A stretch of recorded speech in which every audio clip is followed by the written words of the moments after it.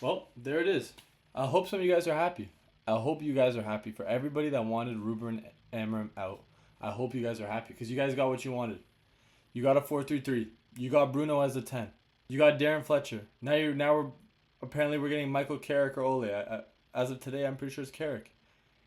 And you guys all told me that Manchester United, all that we needed to do to get better performances was to switch to a 4-3-3, and it could be done in days. It could be done in days. That's what I heard. Well, there you have it, guys. You've done it. Manchester United is out of the FA Cup to Brighton at home 2-1, in which is one of the worst performances we have seen all season. And it's bad. Let's be real. Burnley there were some moments that were positive, but Burnley is so bad. And we drew 2-2 against them, and it's unbelievably disappointing that we have sacked Ruben Amorim. Yes, I'm going to make this video about him. This is a rant. I'm here to rant because this is disgraceful. Ruben Amorim should never have been sacked. And now as a fan base, we have uh we have a terrible, terrible sporting director. We have people who have no idea what they're doing at the top. Sir Jim Ratcliffe, you're an absolute disgrace. Omar Barada, you're an absolute disgrace. We need to get these vultures out of the club. This is honestly one of the worst performances I've seen, and I can't believe we're out. We're about to play 40 games as Manchester United because we sacked the manager for wanting to be ambitious, for wanting to do more, for wanting to sign a midfielder, which we so desperately need because we saw no matter who played today. Was it Kobe Manu? Yes, I think he was one of the better players on the pitch today. But even if it's him, if it's Ugarte, Bruno, who was not tracking back, who was not working hard as a 10, if it's Casemiro off the bench, whoever it is, they are not good enough. I'm sorry. Everybody told me it was the system. I've seen Lias Boudizi, Abs, all these social media guys on Twitter talking about any manager gets anything out of this team, it could take this guy 2 days. I heard at the start of the year everybody was saying Thomas Frank got this out of his team. It took him only 3 days. Guys, you guys are all absolutely delusional, and it's not so much that I love Ruben Amorim all this and that he's something so amazing. It was the fact that we knew this was coming. We've had 10 managers, 9 managers, whatever it is in the last fucking 15 years. We've had it all. And every single time it's the same. Oh, now we think something's going to be different because Ten Hag is out. We saw the 4-3-3. We saw what happens when Casemiro pushes up a little bit and it leaves runners in behind. It's the exact same thing. It's even worse now because we don't have 3 center backs to as a base that one can push up, one can be aggressive, one can step up in the midfield and take out some of that space. It's even worse. And people told me that it would be so easy. All it would take would be a new manager and a switch. Well, let me tell you something, guys. These players don't want to play under a new manager. Yes, they're going to have to get used to it. Yes, they're going to have to move on. But it's clear as day. Why has there not been a manager bounce? Let me tell you why. Because managers bounce only happen when the players want the manager out. Not when the manager is loved by the players and then gets kicked out for being ambitious, for wanting more by the club, for having a proper vision, and then you expect the players to have a new manager bounce. What are we talking about? What are we talking about, guys? It's absolutely unbelievable that this is what happened. Cunha's not running for the team. Bruno as a 10 does nothing to track back. I understand you guys people wanted him further up. I was somebody who thought he would be further up as a 10, but he doesn't track back. Playing Bruno as an 8 in that hybrid pivot position, he was a workhorse. He was winning balls. He was able to spray it out. He was able to go. We were able to make it a 3-1-6 with Bruno in the middle, with the 2 10s in the side. There was something there. We played against Aston Villa. We dominated them. We did lose 2-1, but we were the better team. People are going to show me, 4-4 against Bournemouth, 1-1 against West Ham, 1-1 Wolves, 1-1 Leeds, lost against 10 men against Everton. Yes, there were some poor performances under Ruben Amorim, but nobody can tell me that it was margins away from being so much better. That if a little bit of backing would have switched so many performances and would have gone our way. And let's talk about it. Fulham 1-1 penalty. Bruno Fernandes skies. The chances we missed in that first half. We played way better. Arsenal first game of the season. A very, very positive performance. Yes, we lost 1-0 because we have Bayern in net that game. West Ham, we were leading 1-0 until a corner. We could have closed out that game way earlier. Burnley, when we beat them 3-2, that game could have been 5-0 in the first half. Everton, Disappointing. I will hold my hands up. That was a disappointing performance. But even that performance, there was a lot of chances we could have scored. Shots getting cleared off the line and so on. Bournemouth 4-4. A great team performance. We had people like Gary Neville who can't stand Ruben Amorim, can't stand a non-English manager being at Manchester United or not being one of his boys. We had him praising that performance because you know what? It was attacking. There was a vision. It was direct. It was moments away from winning. If we could close out the game a little better, it would have been a win. Then we have Wolves and Leeds with no players. Some solid. Wolves was not the best performance. Leeds was a solid performance, and it has just gone since then downhill because you guys wanted this man gone. And if he got the signings that he was supposed to get, and if he was backed, I'm telling you, these performances would have gone our way more than likely. But now we're stuck with Darren Fletcher, and I'm telling you, you guys, people got what you want. If anybody that wanted Ruben Amorim because of his win percentage, that's so unbearable for some reason. Even though we're sitting at fifth and sixth in the table when he left. If that was so unbearable for you guys, I just don't understand. I was able to hug some of the losses, to hug some of the worst results because there was a vision. I'm not able to do that now because there's absolutely no vision, no philosophy, nothing to back off of. We're out of the FA Cup. We're going to play 40 games. We're going to wait once a week to watch our team play and most likely disappoint every single week because people did not have patience. And it's absolutely embarrassing. Jason Wilcox, you're an embarrassment. I can't believe we hired a guy. We hired a Man City guy. Who is Jason Wilcox? What does he mean to Manchester United? Absolutely nothing. If I could go back right now, I would give it to Ruben Amorim. I'd give him full control, and I'd say, you know what? You were able to get Sporting out of a mess. Help get us out of this mess, please. Because right now, this is disgraceful. It's absolutely disgraceful. In Burnley, I look at I look at Jason Wilcox and Omar Brada sitting up there, watching what's going on. Oh my goodness! Don't even get me started on what I thought when I saw Sir Alex. Yes, the legend Sir Alex. But when I saw Nicky Butt and Paul Scholes beside Sir Alex at Old Trafford, as if they didn't spew absolute bullshit about Ruben Amorim for the past months, absolute bullshit about him, and they got what they wanted. Oh, Manchester United DNA football, guys, leave it in the past. 3-4-3, in my opinion, can become the new system that a lot of managers are going to use. We already saw it. What is the difference with what Darren Fletcher wanted to do with having two wingers tuck in and wingbacks and fullbacks push up? The only issue is they weren't actually ever positive.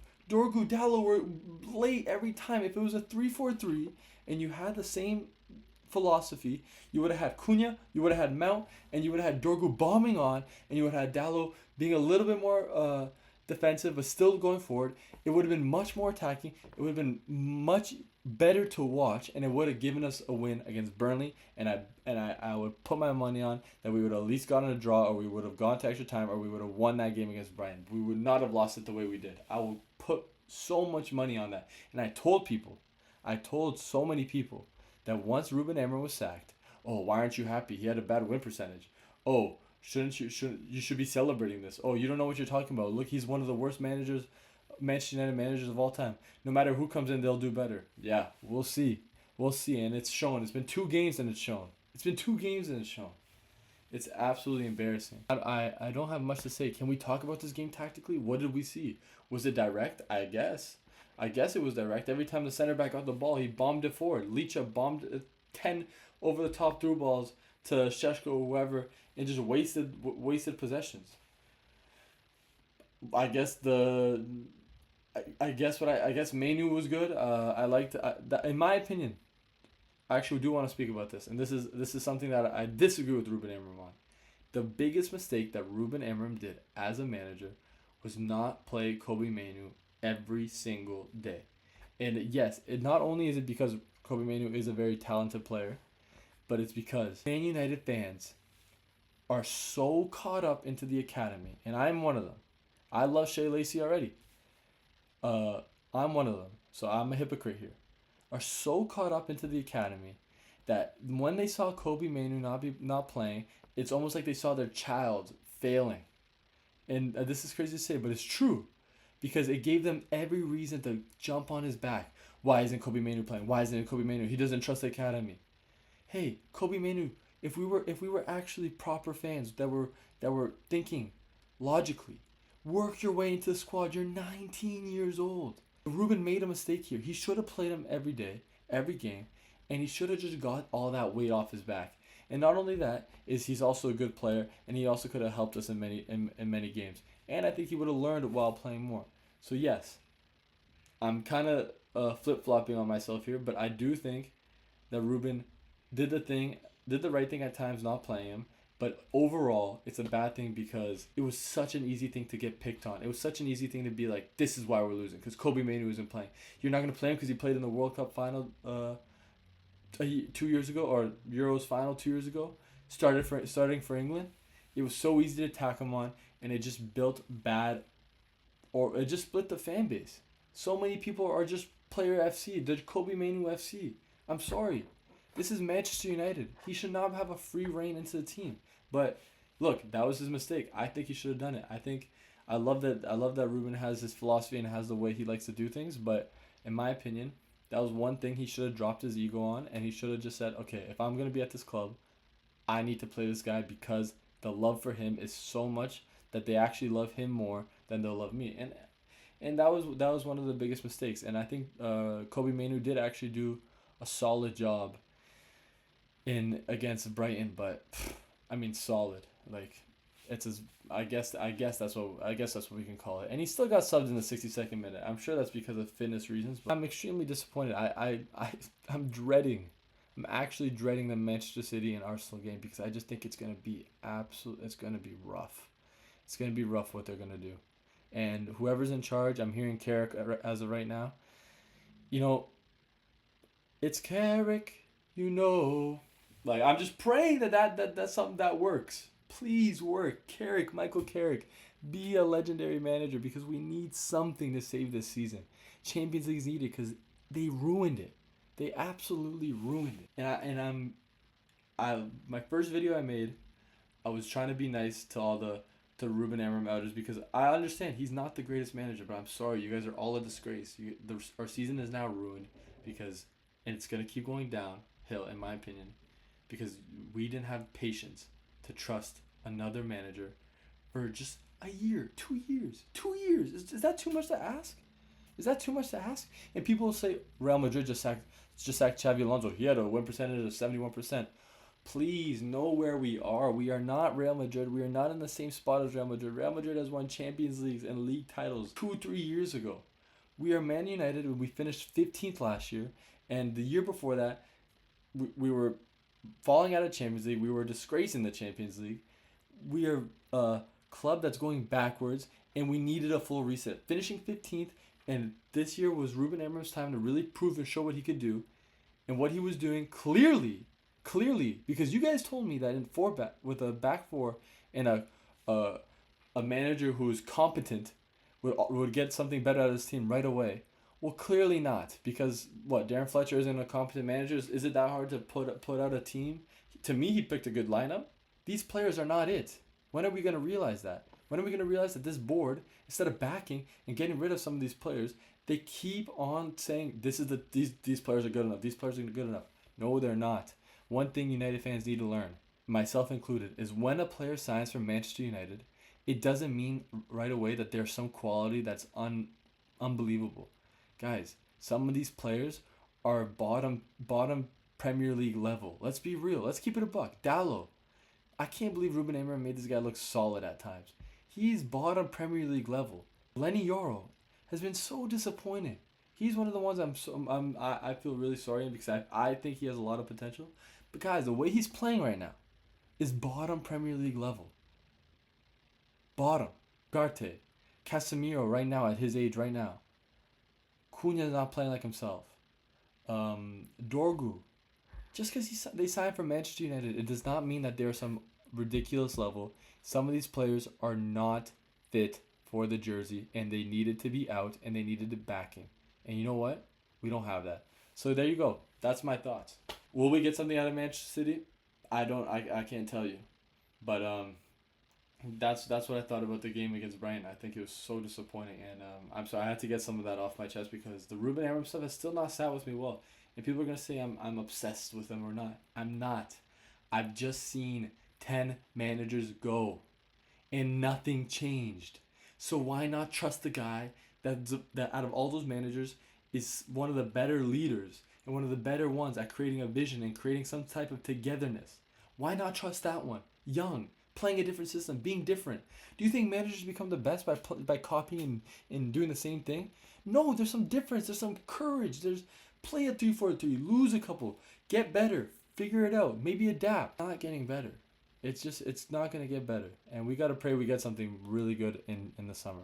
Anyways, that's all for me. I hope you guys enjoyed watching. Let's pray for the Man City game. I pray for Michael Carrick. I hope we can sing that song. I hope we get 3 points, but it's gonna be tough. Anyways, share what you guys think in the comments. Like, subscribe. Thank you guys for watching. I'll see you on the next one.